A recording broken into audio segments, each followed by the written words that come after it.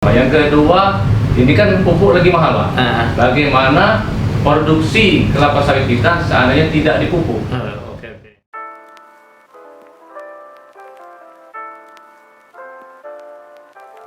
Assalamualaikum warahmatullahi wabarakatuh. Waalaikumsalam warahmatullahi wabarakatuh. Selamat datang ini sahabat PPKS dari Oku Selatan dan Muare Enim. Ini luar biasa jauh di Sumatera Selatan untuk bisa bersilaturahmi datang ke kantor pusat penelitian kelapa sawit.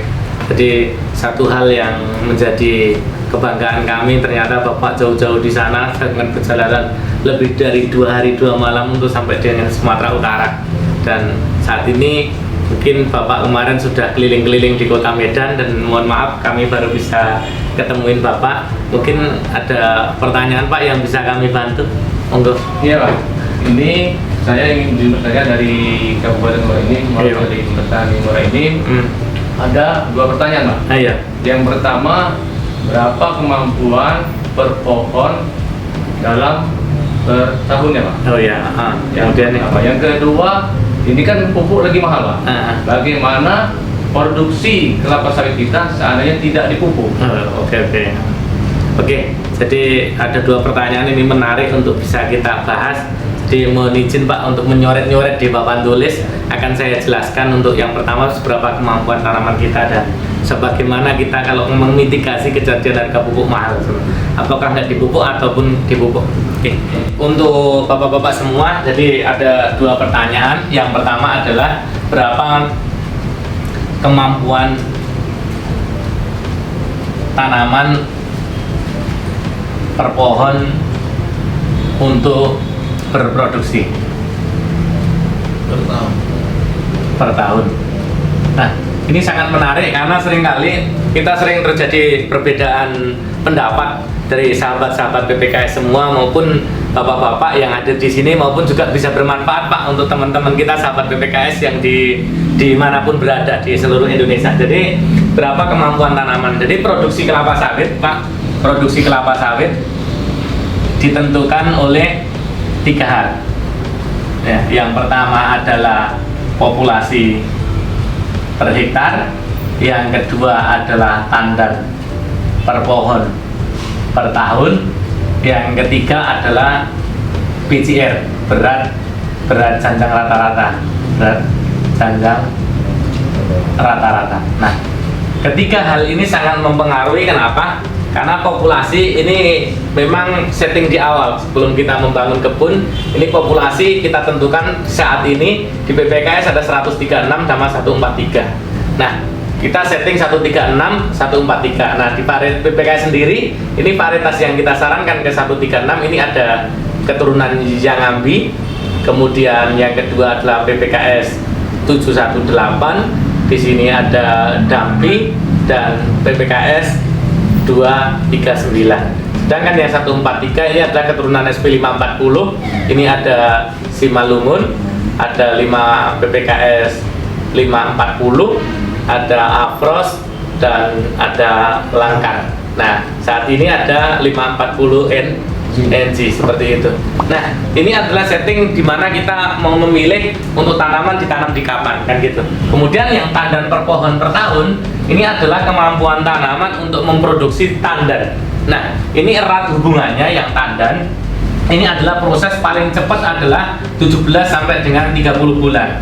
Nah, perlu diingat kejadian 17 atau 30 bulan yang lalu itu sangat mempengaruhi jumlah tandan saat ini. Jadi memupuknya juga harus bagus, airnya harus bagus. Nah, ini sangat dipengaruhi oleh berbagai banyak hal. Yang pertama adalah air, yang kedua adalah hara, yang ketiga adalah jumlah pelepah ataupun dalam sini adalah asimilat.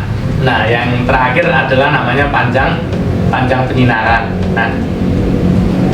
Nah, air ini dipenuhi, kalau gampangnya itu kalau di fase-fase TBM itu harus 4 mm per hari, kan gitu. Kalau di TM itu harus 5 mm per hari. Nah, ini rata-rata, walaupun pendekatan dari penelitian kadang cuma 4,6 ataupun 4,7, tapi ini adalah kebutuhan dalam satu harinya. Berarti satu TPM misalkan dia butuhnya 4 mili, 4 kali 30 berarti harus butuh 120 mm per bulan. Kalau TM berapa? 150 mm per bulan, karena 5 dikali dengan 30 hari. Nah, hara ini erat hubungannya dengan produksi kita. Nah, produksi kita kenapa? Karena sebenarnya dia di neraca hara setiap 1 ton TPS ini memerlukan urea sebanyak 6,3 kg, TSP 2,1 kg, KCl 7,3 kg, dan kiserit ini 4,9 kg. Makanya target produksi sangat erat hubungannya dengan ini. Kenapa? Misalkan target kita produksinya pengen 30 ton, berarti pupuk yang untuk generatifnya aja udah 210 kilo KCl-nya, belum untuk vegetatifnya. Nah, kemudian jumlah pelepah ini erat hubungannya dengan asimilat tadi. Seperti berapa kemampuan tanaman. Sebenarnya secara sistem asimilat tanaman itu butuhnya tanaman adalah 519 kg. Ini per tahun asimilatnya. Nah, ini dibagi vegetatif itu 46%, kemudian generatifnya 54%. 40%-nya adalah 238 kg, generatifnya ini butuhnya adalah 281 kg. Nah, berarti pertanyaannya Pak CC ini tadi, ini adalah 281 kemampuan tanaman. Nah, tapi ini dibagi untuk bunga jantan sama bunga betina. Nah, kalau bunga betina setahun itu ada 12, berarti 12 dikali 3 kilo berarti ada 36. Sedangkan bunga betinanya ya ini misalkan tinggal sisa, berarti 281 kurangi 36, ini kisaran 250 kg. Nah 250 gram berarti kemampuan kita apabila populasinya 136, maka kita bisa ngitung 136 kali 250 kilo berarti bisa 34 ton. Nah, itu kemampuannya, berarti 34 ton. Pak, kalau populasinya lebih tinggi seperti apa? Berarti 250 dikalikan 143, berarti bisa sampai 35 ton. Oh, namun Pak, saya varietasnya yang ambil, berat tandanya bisa 30. Nah, itu potensi, ini adalah potensi rata-rata. Jadi alhamdulillah kalau bisa mendapatkan produksi yang lebih tinggi. Nah, berarti pertanyaannya, berapa kemampuan tanaman per pohon itu bisa mencapai 250 kg ini minimal. Harusnya kemampuannya, dengan catatan antara air, hara, jumlah pelepah, dan panjang penyinaran yang 5 sampai dengan 7 jam terpenuhi. Nah, ini pertanyaan yang pertama. Nah, pertanyaan yang kedua adalah bagaimana Pak kalau seumpamanya kondisi kita tidak dipupuk? Nah, pertanyaannya adalah bagaimana kalau tanaman tidak dipupuk? Nah, kita berdasarkan adalah neraca hara. Nah, dengan asumsi adalah setiap 1 ton TPS itu membutuhkan hara adalah urea, terus TSP, KCl, dan kiserit. Nah, urea adalah 6,3, TSP 2,1, KCl-nya 7,3, ini adalah 4,9 kg. Nah, pertanyaannya bagaimana kalau kita pupuk? Nah, misalkan ini adalah target produksi misalnya Kandu Joni ini adalah 30 ton. Nah, 35 ton. Nah, 35 ton untuk tahun 2022. Berapa yang harus diperlukan? Nah, sekarang kita ambil contoh adalah KCl-nya. Nah, KCl adalah berarti 35 ton ini dikali dengan 7,3. Berarti ini membutuhkan 7,3 dikali dengan 35 berarti membutuhkan 255 kg. Nah, ini generatif. Nah, proporsinya tadi adalah 54%. Nah, sekarang vegetatifnya berapa? Vegetatif adalah 46/54 dikali 255. Berarti 46 dibagi 54 kali 255 sama dengan 217 kg. Nah, berarti 255 ditambah 217 sama dengan 472 KCl kilogram KCl dalam 1 tahun. Nah, ini adalah baru umum. Umum itu apa? Tidak ada kita faktor koreksi yang namanya koreksi.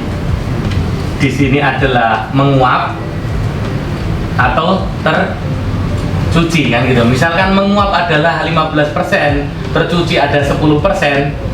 Nah, berarti yang 472 harus dikoreksi lagi dengan 125/100. Kenapa? Ini harus ditambahkan karena ada menguap sama tercuci. Berarti 472 dikali 1,472 dikali 1,25 sama dengan berarti 590. Tadi diinfokan populasinya ada 136 pohon per hektar.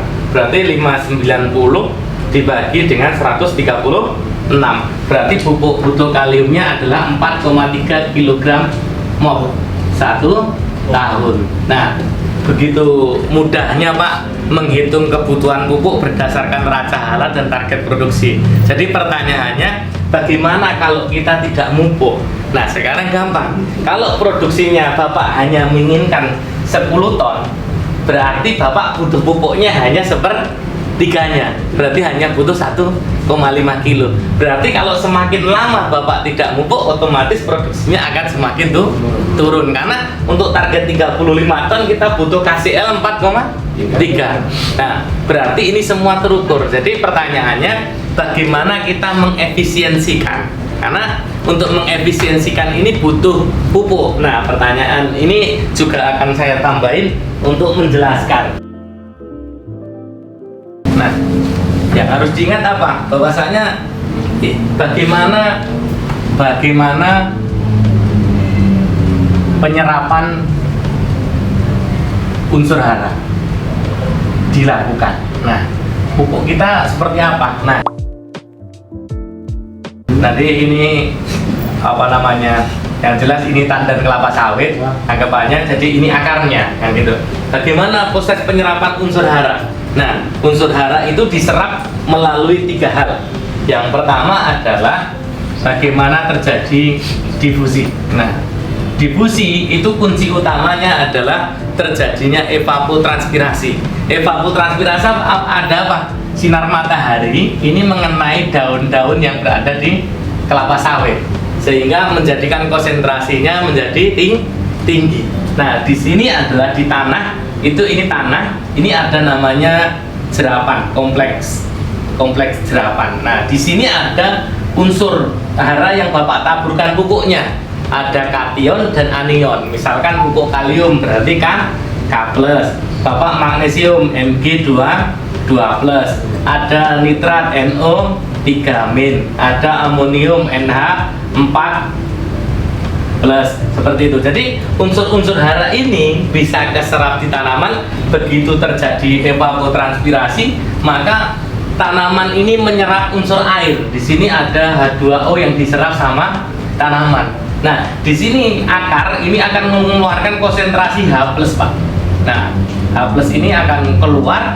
Begitu karena di sini udah konsentrasinya tinggi, makanya Bapak kalau semakin nggak banyak pupuk, maka tanahnya di sini pasti akan semakin asam karena konsentrasi H+-nya meningkat. Karena pH itu sama dengan min log H+, kan seperti itu. Makanya di sini banyak. Makanya pada waktu kondisi seperti ini terjadi difusi, maka H+ keluar, maka yang akan masuk konsentrasi di kompleks jerapan masuk ke larutan tanah. Ini namanya larutan tanah. Nanti K+ ini akan menggantikan posisi H+ yang keluar, seperti itu, masuk ke sini. Dan begitu mana yang dominan di sini, maka dia akan menjadi bisa diserap tanaman. Ini melalui bisa mencari difusi.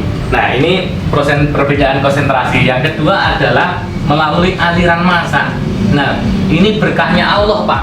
Begitu Bapak jatuh, ada banyak hujan, pupuk yang Bapak taburkan di sini, yang di sini ini bisa masuk ke tanah, selanjutnya menempel pada akar-akar permukaan, akar primer, akar sekunder, akar tersier. Walaupun yang nyerap mayoritas adalah akar kuarter dan tersier. Begitu ini nempel jadi karet. Nah, sekarang yang ketiga adalah pengaruh dari punya Bapak sendiri, adalah namanya intersepsi akar.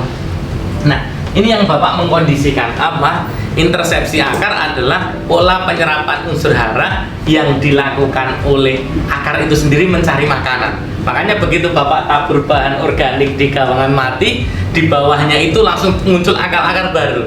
Nah, itu yang namanya proses penyerapan unsur hara.